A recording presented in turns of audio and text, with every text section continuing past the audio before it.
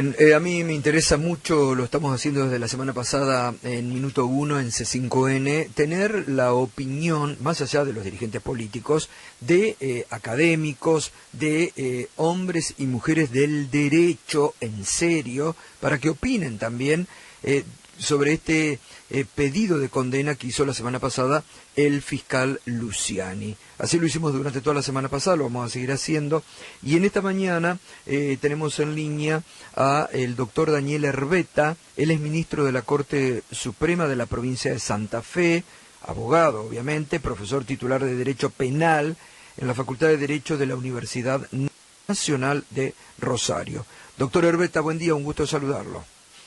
¿Qué tal? Buen día, un gusto y un saludo a toda la audiencia. Muchas gracias, doctor. Bueno, queríamos conocer su opinión sobre este pedido de condena del fiscal Luciani, el marco en el que se desarrolló, la negación por parte del tribunal del pedido de ampliación que hizo la doctora Cristina Kirchner. Mire, a raíz de un reportaje de un colega suyo aquí en Rosario, que aparentemente tuvo bastante repercusión, donde fui invitado para hablar en realidad de un tema más general, que era el lawfare, dado que tengo una posición bastante particular sobre esa cuestión, surgió precisamente el tema de este juicio de vialidad. Y yo en este sentido quiero ser muy prudente y señalar dos cuestiones. Yo no he llevado adelante la investigación ni he intervenido en el juicio, por lo tanto tengo un recorte, una limitación para poder opinar de manera completa sobre el fondo del asunto, pero sí he podido, por lo que el periodismo ha transmitido y por lo que el periodismo ha dado cuenta, hacer una evaluación de lo que podríamos llamar, para que se entienda, las reglas de juego, que no son reglas de juego como un manual de truco, son reglas de juego que exige la Constitución Nacional, y a nuestro país usted sabe que le costó mucho poder romper con una larga y triste historia, ¿no?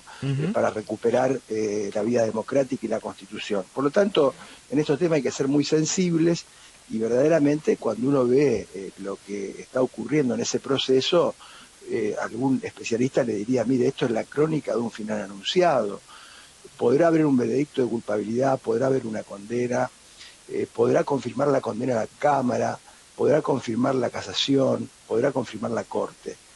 En la Corte Interamericana de Derechos Humanos este proceso no tiene muchas chances de sobrevivir, porque por lo que uno ha podido advertir, hay muchas anomalías, muchas irregularidades que hacen a lo que debe ser un debido proceso y que tienen que ver, en primer lugar, con un tema central, que es el principio de inocencia.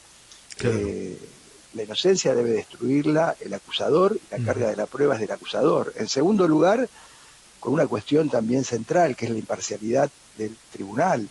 Y hoy la Corte Interamericana ha elaborado estándares muy altos, o sea, hoy, frente al temor fundado de parcialidad, un juez debe apartarse. Y debe hacerlo, además, por una razón ética, ¿no? Porque qué mejor que no dejar ninguna duda sobre la transparencia de la actividad de un juez o sobre la legitimidad, digamos, del tribunal en un proceso de estas características. Y evidentemente las circunstancias que se han tomado conocimiento, que no han sido negadas, que han sido acreditadas en cuanto a hechos fácticos, jugar partidos de fútbol, atajar tiros libres, estar juntos en un equipo, jugar en una quinta determinada, contra un equipo que integran funcionarios de un gobierno que reabrieron esta causa, y luego de ser cuestionado, aparecer con un mate por televisión, mostrando el escudo del equipo, a ver, me parece que está muy lejos de hacerle bien a un poder judicial, o a los poderes judiciales, porque poderes judiciales hay muchos, en un momento en donde creo que 8 o 9 de cada 10 argentinos no creen en la justicia. Este tipo de actitudes no son solo dignas de la función jurisdiccional, de la función de un magistrado, sino que además comprometen mucho la imparcialidad de ese tribunal. Y además muy provocadora, doctor, la actitud, ¿no? Es una actitud provocadora que a mí me llama la atención en la Justicia Federal. Yo no sé si en la Justicia Federal hay tribunal de ética, tampoco sé, el tema disciplinario en la Justicia Federal está muy devaluado. Usted sabe que funciona una oficina, discúlpeme, voy a tratar de ser muy gráfico, una oficina porteña en el Consejo de la Magistratura es la que supuestamente se encarga de los procesos disciplinarios de la cantidad de jueces federales que están distribuidos en todo el territorio del país. Hay más de 240 procesos disciplinarios paralizados, y algunos por años. Claro. Entonces, bueno, me parece que esta es una cuenta pendiente y también nosotros los jueces debemos asumirla. Yo pertenezco a alguna jurisdicción común, provincial, pero me parece que no podemos seguir naturalizando cosas que son inaceptables. Entonces pareciera que ya todo resulta normal. No, es anormal, está fuera de la norma. La objetividad del fiscal también está comprometida. Mire, hay un tema básico en el derecho procesal, que es la admisibilidad de la prueba. Usted la prueba la debe ofrecer en un momento oportuno y un tribunal imparcial debe evaluar la pertinencia y la validez, previo contralor de la otra parte, o sea, de la defensa. Claro. Usted no puede introducir prueba por la ventana cuando a usted se le ocurra, en el momento que se le ocurra, y un tribunal permitirlo.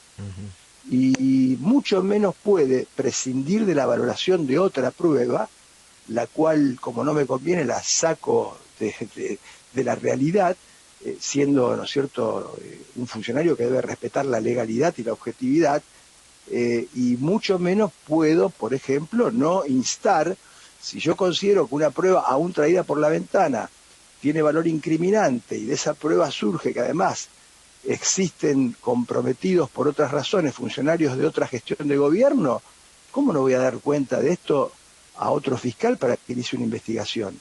Claro. Por otra parte, le digo finalmente, como para redondearle la cuestión, el imputado tiene derecho a declarar siempre, y los juicios orales no son juicios leídos. Este es un gran problema de la justicia federal.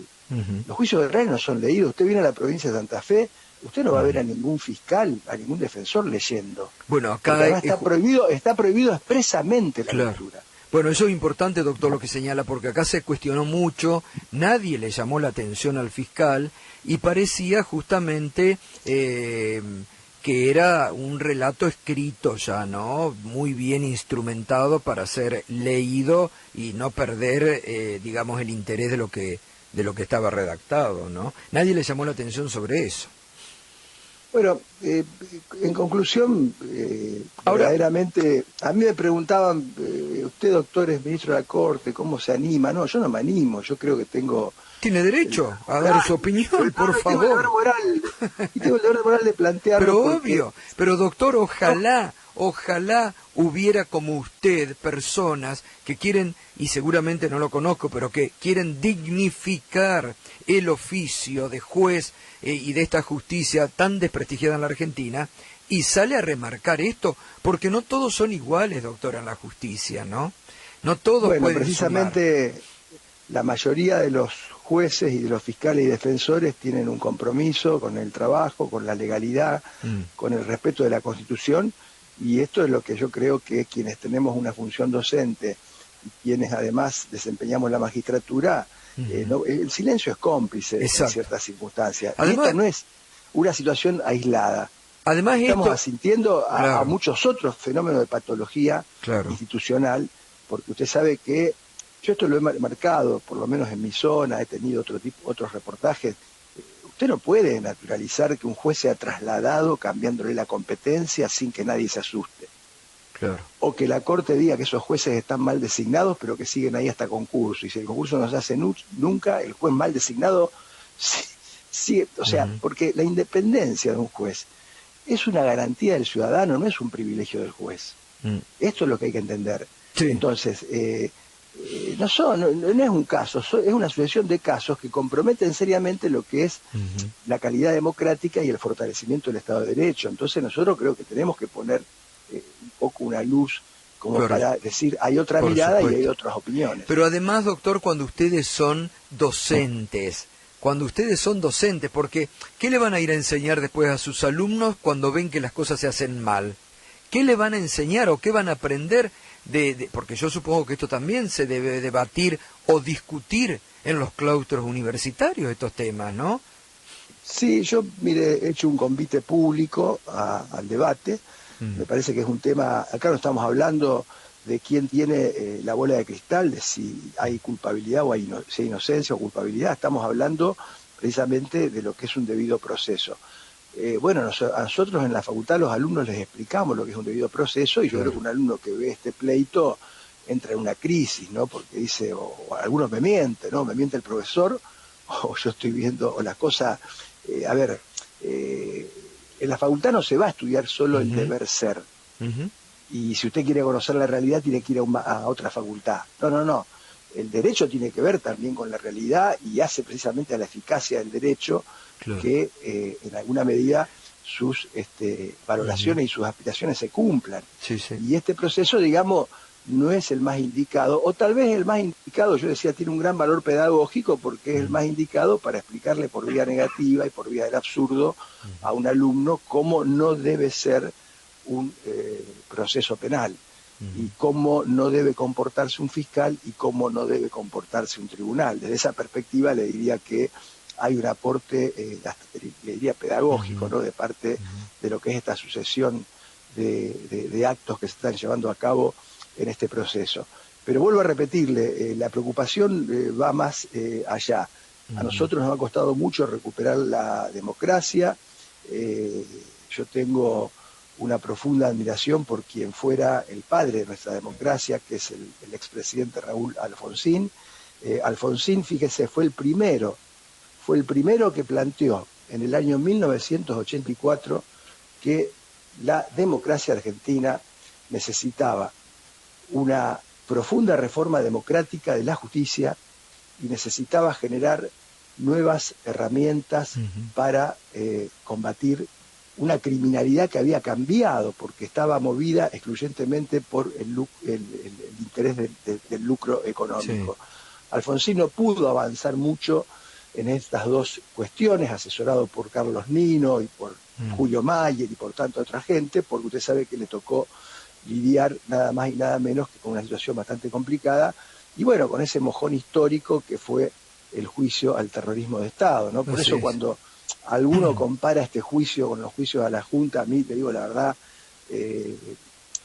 me hierve la sangre, porque verdaderamente es una afrenta muy grande a todos los argentinas y argentinos. Coincido con usted, doctor, sumamente, y también en el respeto a la figura del doctor Raúl Alfonsín. Ahora, usted hablaba al principio que había opinado sobre el lawfare. Me interesa escuchar su opinión, porque según ya prejuzgando es otra cuestión también, cómo prejuzgan. El doctor Lorenzetti hace poco dijo que no existía lawfare en la Argentina y que todo este proceso de vialidad había sido ratificado y estaba muy bien llevado por las instancias inferiores.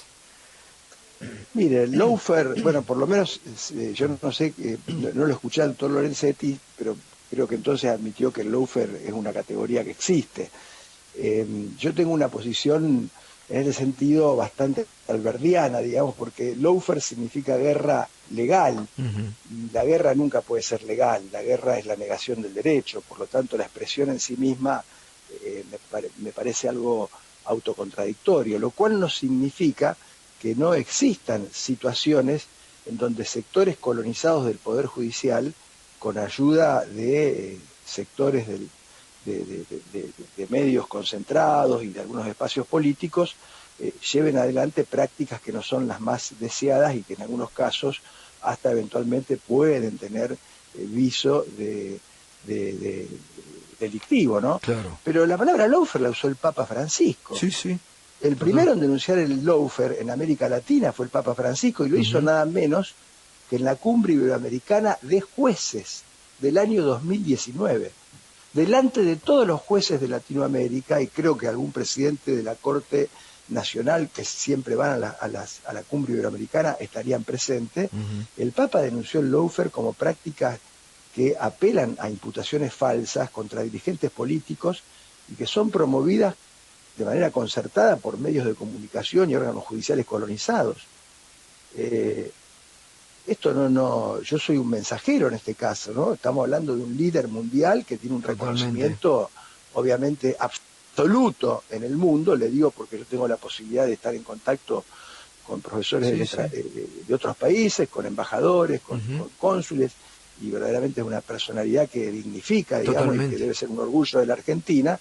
Y el primero en denunciar esto fue el Papa. Y a la Ujú. par que denunció el lawfare en esa cumbre, dijo el Papa Francisco, es curioso que la utilización de refugios fiscales y de sociedades offshore, Argentina es el tercer país en sociedades offshore en el mundo, Ujú, como instrumentos para encubrir toda clase de delitos, ujú. con grave daño a las economías nacionales, no sea percibido como un hecho de corrupción y de crimen organizado. O Sí, sea sí. que, fíjense, en un mismo discurso, el Papa Ujú. marcó estas dos grandes Claro, cuestiones, cómo sí. hay procesos o prácticas que apuntan a perseguir a dirigentes populares precisamente para fortalecer aspiraciones de dirigentes que Ujú, tienen, digamos, perspectivas más autoritarias, y por ujú. otro lado, como también nosotros estamos naturalizando algo muy grave, ¿no? Total. Porque Sí, sí. el tema que el Papa denunció es un tema que debería preocuparnos a todos. Sí, sí. Bueno, doctor, la verdad que un gustazo muy claro y es muy interesante escuchar opiniones como la suya. Le agradezco mucho, doctor, ¿eh? No, muchas gracias. Hasta luego. El doctor Daniel Herbeta es ministro de la Corte Suprema en la provincia de Santa Fe, profesor titular de Derecho Penal en la Facultad de Derecho de la Universidad Nacional de Rosario. La verdad que muy claro, contundente y bueno, son cuestiones y opiniones muy relevantes, autorizadas en este caso, que hay que tener en cuenta, sobre lo que ha sido todo el juicio de vialidad y este alegato del fiscal. 9:29